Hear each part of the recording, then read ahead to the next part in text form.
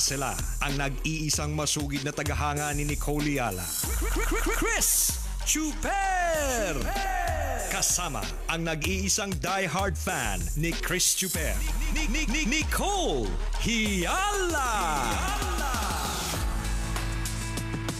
Mula sa Mahiwagang Burnay, ang kwento.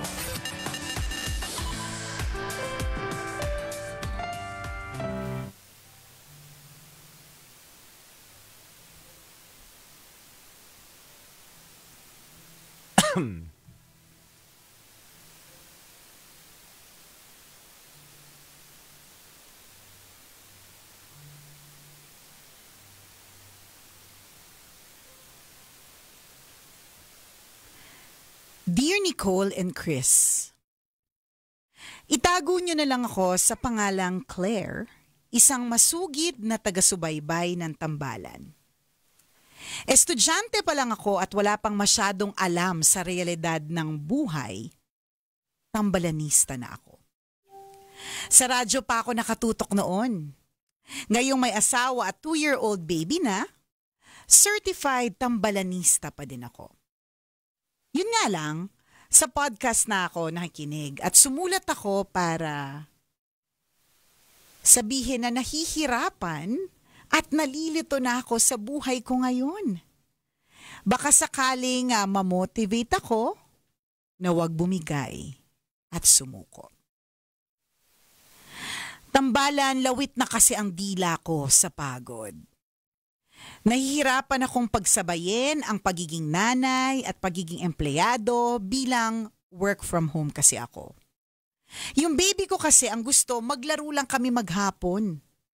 Pinupunta naman kami ng nanay ko sa umaga pero ako din pa rin ang gustong kalaro ng anak ko. Maliban dito, ang hirap din kasi ng trabaho ko. Nasa HR ako kaya lahat na lang kasalanan ko. Sa akin ay inis yung mga tao kapag may bagong patakaran o regulasyon na pakiramdam nila hindi pabor sa kanila. Yung isang task ko nga gusto ko nang i-let go kasi ang sakit ng ulo o masakit sa ulo. Hindi ko naman masabi sa boss ko kasi kapag nilet go ko, wala namang sasalo. Mabuti pa yung asawa ko. Walang kailangan balansehin. On-site kasi ang trabaho niya.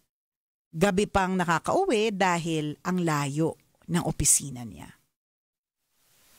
Tambalan, hindi lang isang beses ko naisip na mag-resign at mag-focus sa pagiging nanay. Kaso hindi naman namin kakayanin ang mga gastusin kung isa lang ang nagtatrabaho sa amin. Nahihiya din ako sa boss ko kasi grabing flexibility ng schedule ang binibigay na niya sa akin. Kapag kailangan ko ngang mag-report sa opisina, pwede ko pang isama ang baby ko. Ano kayang dapat kong gawin, Nicole and Chris? Salamat sa inyong payo at mag-iingat po kayong lagi. God bless you both. Ang inyong tambalanista, Claire.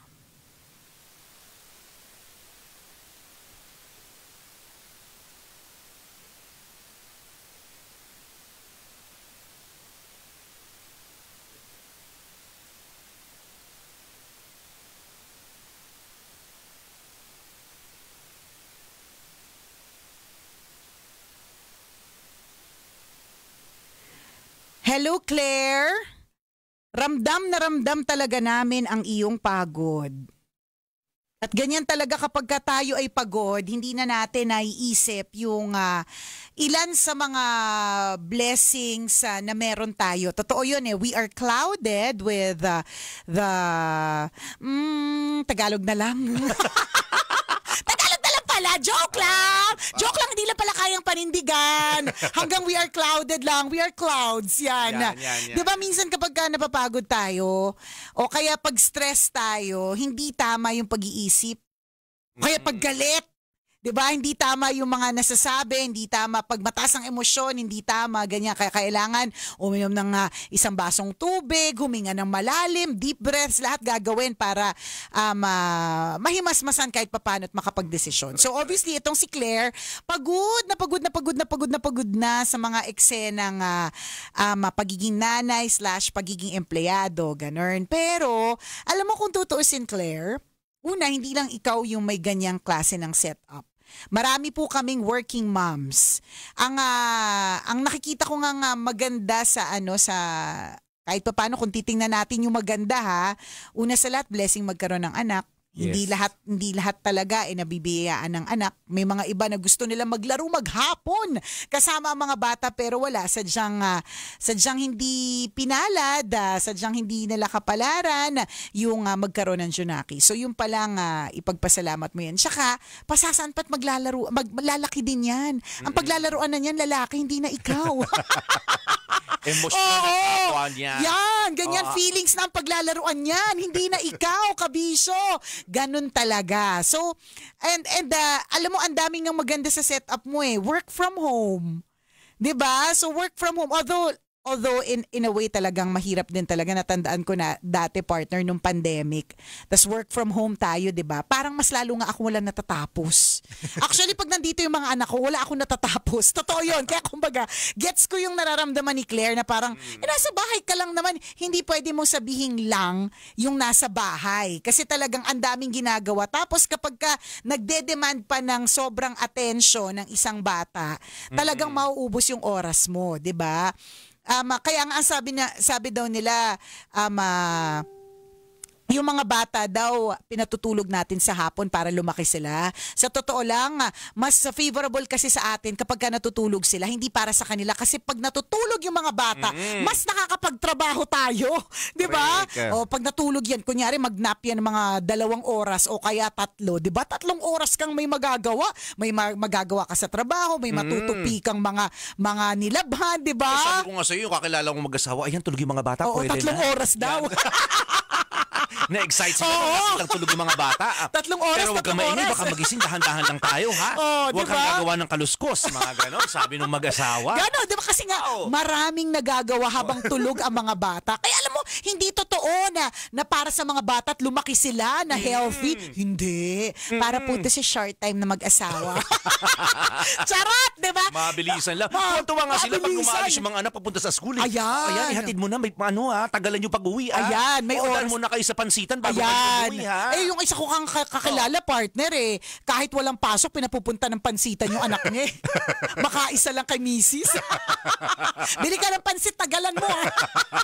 Nakakalurky. So, para may magawa. Oo, para may magawa. So, may mga ganon hindi ako expert, lalong-lalo na, sabi ko nga, sobrang taas ng respeto ko sa mga stay-at-home moms. Kasi talagang, hindi po talaga madali na habang nagtatrabaho ka, may batang nangungulit. Ang taas sa stress level niyan May batang nangungulit, nagzo-zoom meeting ka, nag-decide yung anak mo na magpahugas ng puwet, 'di ba? Habang may kausap mo yung boss mo, 'di ba? Unlike kapag ka nasa opisina ka talaga, magagawa mo lahat ng magagawa. So hindi talaga madali yung setup mo. Ganun. Pero kung titingnan mo din talaga dun sa ibang aspeto, tingnan mo yung boss mo na willing dalhin yung baby mo kapag kailangan mag-report. Yung mga ganun na kapag ganun yung kumpanya para sa'yo, very lenient sa'yo, ine-extend lahat ng mga pwedeng i-extend, di ba? Na nakabaitan at understanding, di ba? Sa true, di ba? Sige mo, nagpe-present ka, dala-dala mo yung baby mo, karga mo. Oh, di ba? Minsan nga pinapadede mo, di ba? Tingnan mo. Di ba? Yung bang mga ganun, ako para sa akin kapag you belong to a company like that, 'di ba? Isang napakalaking biyaya at kailangan suklian mo 'yon ng respeto, pagmamahal for your job, ganun. Kasi hindi lahat ng kumpanya ganyan Nakapagtrabaho na ako sa kumpanya na bawal ang kulay pink. Kailangan lahat kayo blue, black, lahat ng mga colors na malulungkot, 'di ba? Bawal doon ang blue na sky blue, kailangan midnight blue lang. Minsan nga pati makeup dapat pare-pareho lang. Diba kunyari pag pumasok ka ng depth store, isa kayo ng buhok kahit hindi bagay sa iyo yung ganung buhok na naka-ponytail. Kailangan ganun yung papasok ka nakapusod ka. Oo, kasi yun yung requirement eh, 'di ba? So kung nasa kumpanya ka na kaya, pwede mo. Kaya ako yan yung na-appreciate ko dito sa company natin. It's very family oriented na magdala ka ng anak. May pumapasok ka naka-shorts. Oo. Kahit pinapaliwanag lang sa guard. Hindi, skirt to. Ikaw.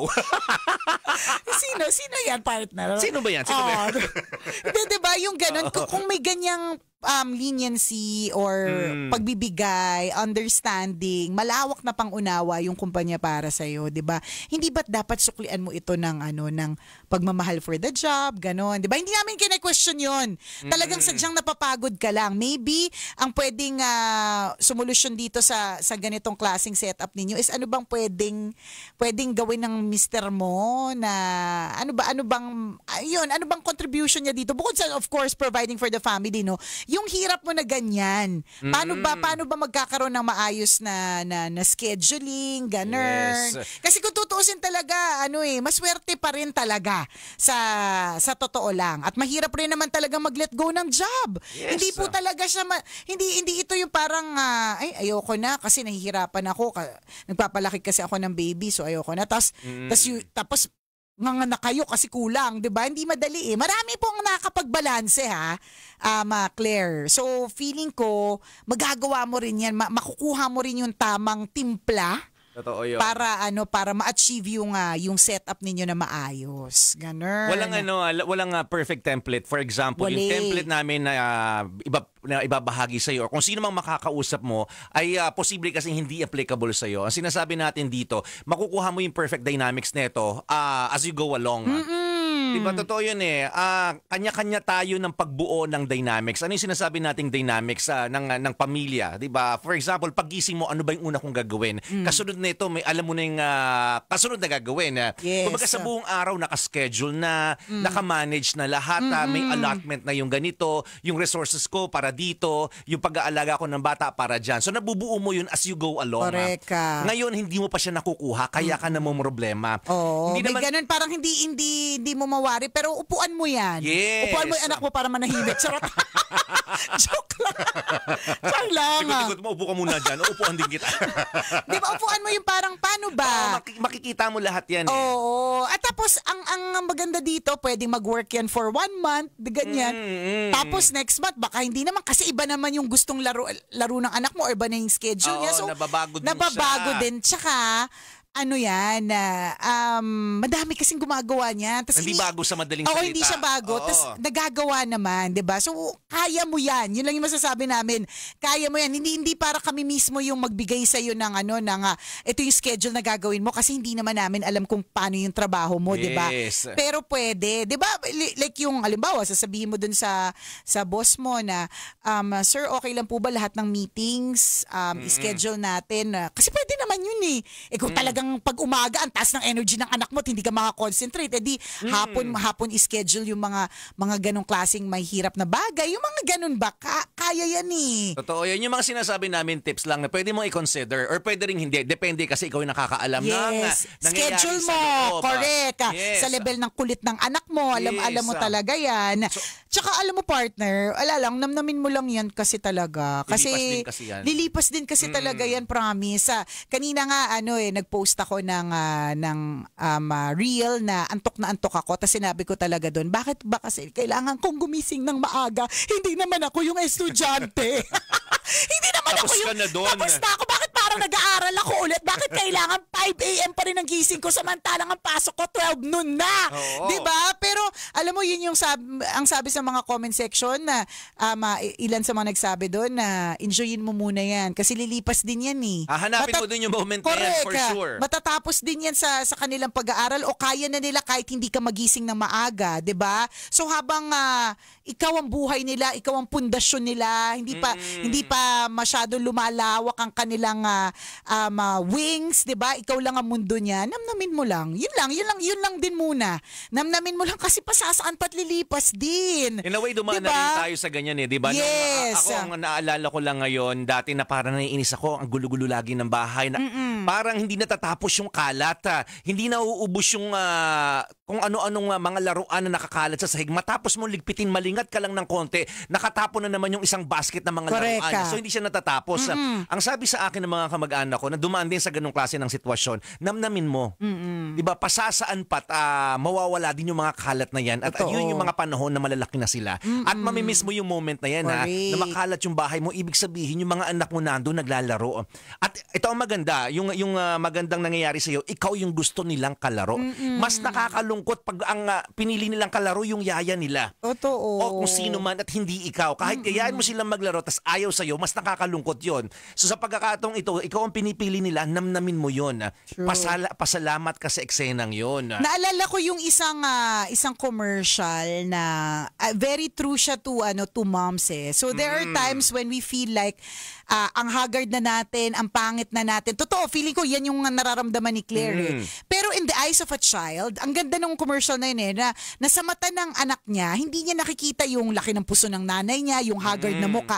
Ang nakikita niya, Angel, alam mo yung nakikita, iba yung tingin sa iyo ng nanay mo, ng mga anak natin. Kaya kahit maasim ka, mabango ka sa pag-amoy ng anak mo. Nakakakalma kaya yung asim ng nanay, 'di ba? May ganun eh, pag naamoy mo yung nanay mo, parang everything feels so fine. So habang ikaw pa yung sinisinghot-singhot, yan. Inaamoy-amoy. Yan. Ikaw pa ang gustong laro-laruin at hindi ang feelings ng iba. Yan, namnamin mo yan. Totoo Kailangan pa yun. bang i-memorize yan? Basic! Muli ako ang kumikinang ina mo na si Nicole Yala. At ako naman si Cambio King Chris Chuper. Ingat po kayo mga kabisyo ngayong araw na ito.